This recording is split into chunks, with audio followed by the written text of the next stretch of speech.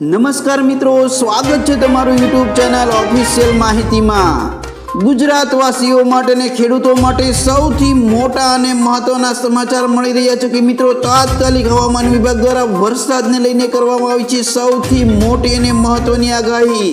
ખાસ કરીને મિત્રો બબ્બે સિસ્ટમ છે તે સક્રિય થતા મિત્રો 28 જુલાઈથી કરીને 30 જુલાઈ સુધી મિત્રો રાજ્યની અંદર વાવાઝોડા અને પવન સાથે ભારે વરસાદની આગાહી કરવામાં આવી છે।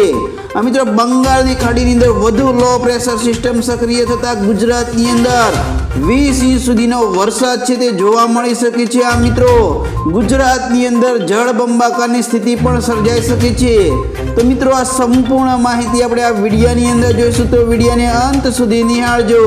અને મિત્રો ચોમાસાની પળે પળની માહિતી માટે હજી સુધી અમારી ચેનલને સબસ્ક્રાઇબ ના કરી હોય તો ચેનલને સબસ્ક્રાઇબ કરી લેજો।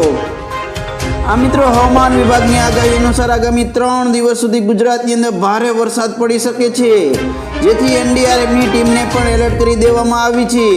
આજે વહેલી સવારથી 61 તાલુકાની અંદર વરસાદ નોંધાયો છે, જ્યારે મિત્રો છેલ્લા 24 કલાકની અંદર 240 કરતાં પણ વધુ તાલુકાની અંદર મેઘમહેર થઈ છે।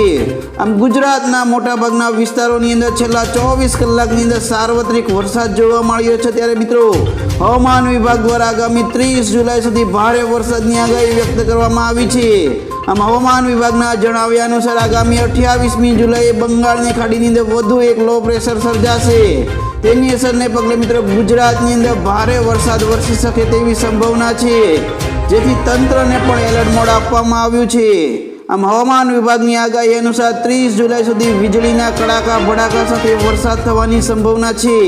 હજી મધ્ય ગુજરાતની અંદર વરસાદની ઘટ જોવા મળી રહી છે, ત્યારે મિત્રો ભારે વરસાદની આગાહીના પગલે માછીમારોને દરિયો ન ખેડવાની સૂચના આપવામાં આવી છે।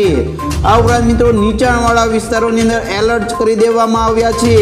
આ મિત્રો ગુજરાતની અંદર છેલ્લા 5-6 દિવસ સાર્વત્રિક વરસાદને પગલે નદી નાળાઓની અંદર નવા નીર છે તે જોવા મળી રહ્યા છે। આ મિત્રો બંગાળની ખાડીની અંદર લો પ્રેશર સર્જાવાને કારણે આગામી 3 દિવસ સુધી ભારે વરસાદની આગાહી છે તે હવામાન વિભાગ દ્વારા વ્યક્ત કરવામાં આવી છે।